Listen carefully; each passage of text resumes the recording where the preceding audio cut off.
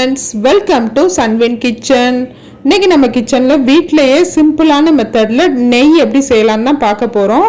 நம்ம டெய்லி வாங்கக்கூடிய பாலில் சேர்ற பாலாடையை வச்சே நம்ம வீட்டில் வந்து ஈஸியாக நெய் செஞ்சிடலாம்.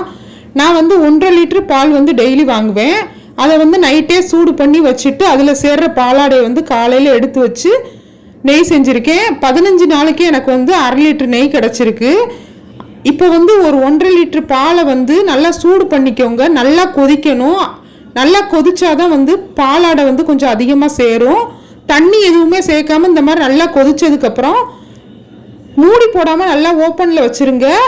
நல்லா ஆடை சேர்ந்ததுக்கப்புறம் மூடி போட்டு அதை வந்து ஃப்ரிட்ஜில் வச்சுருங்க. காலையில் இந்த மாதிரி எடுத்தீங்க அப்படின்னா ஆடை வந்து நல்லா கெட்டியாக இருக்கும். ஆடையை மட்டும் தனியாக எடுத்து ஒரு பாக்ஸில் போட்டு ஸ்டோர் பண்ணி வச்சுக்கோங்க.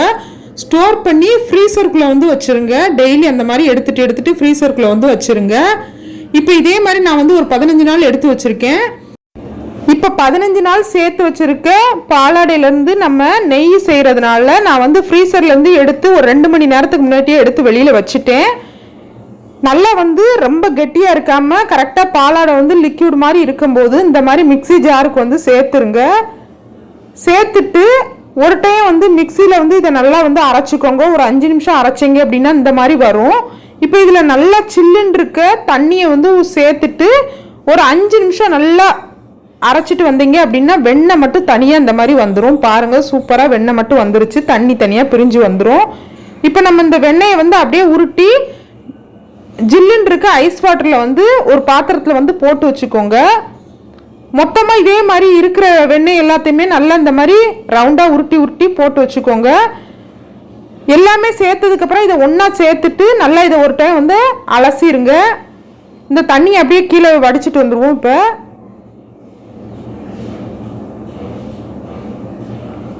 பாருங்க, இந்த அளவுக்கு வந்து நமக்கு வெண்ணெய் கிடச்சிருக்கு.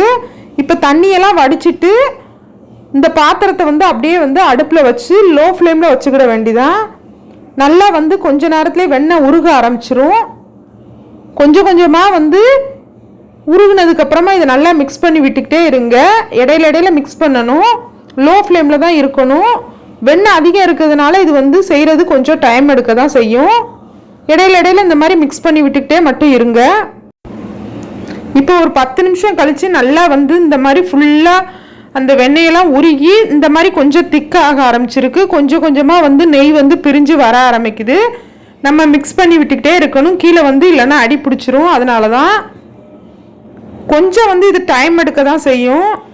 கம்மியான அளவு இருந்துச்சுன்னா சீக்கிரம் வந்து ரெடி ஆயிரும். இது வந்து கொஞ்சம் அதிகமாக இருக்கிறதுனால கொஞ்சம் டைம் எடுக்கும். பாருங்கள், இப்போ வந்து ஓரளவுக்கு நெய் வந்து நல்லா பிரிஞ்சு வந்திருக்கு. இன்னும் கொஞ்ச நேரம் வந்து நமக்கு கோல்டன் ப்ரௌன் ஆகிற அளவுக்கு இந்த மாதிரி இடையில மிக்ஸ் பண்ணி விட்டுக்கிட்டே இருங்க. இப்போவே வீடு ஃபுல்லாக நல்லா நெய் வாசனையாக இருக்குது. இன்னும் ஃபுல்லாக ரெடி ஆனதுக்கப்புறம் நல்ல வாசனையாக இருக்கும். நம்ம டெய்லி சேரக்கூடிய பாலாடையை வேஸ்ட் பண்ணாமல் இந்த மாதிரி ஸ்டோர் பண்ணி வச்சோம் அப்படின்னா ஒரு 10 நாள் 15 நாளைக்கு ஒருக்கா இந்த மாதிரி நெய் காய்ச்சினோம் அப்படின்னா நம்மளுக்கு ரொம்ப யூஸ்ஃபுல்லாக இருக்கும். இப்போ இந்த மாதிரி எல்லாமே வந்து நல்லா உருகுனதுக்கப்புறம் இதில் கொஞ்சமாக முருங்கை இலை அல்லது கருவேப்பிலை சேர்த்துக்கோங்க. நெய் வந்து நல்லா வாசனையாக இருக்கிறதுக்காண்டி நம்ம இதை வந்து சேர்க்கணும். கருவேப்பிலையோட முருங்கை இலை சேர்த்திங்க அப்படின்னா இன்னும் நல்லா வாசனையாக இருக்கும். எனக்கு வந்து முருங்கை இலை கிடைக்கல, அதனால தான் நான் வந்து கருவேப்பிலை சேர்த்தேன். நீங்கள் முருங்கை இலை கிடைக்கும் அப்படின்னா முருங்கை இலை சேர்த்துக்கோங்க. சேர்த்துட்டு ஒரு 5 நிமிஷம் மட்டும் இதை அப்படியே வச்சிங்க அப்படின்னா நல்லா சூப்பராக ரெடி ஆயிரும் நெய்.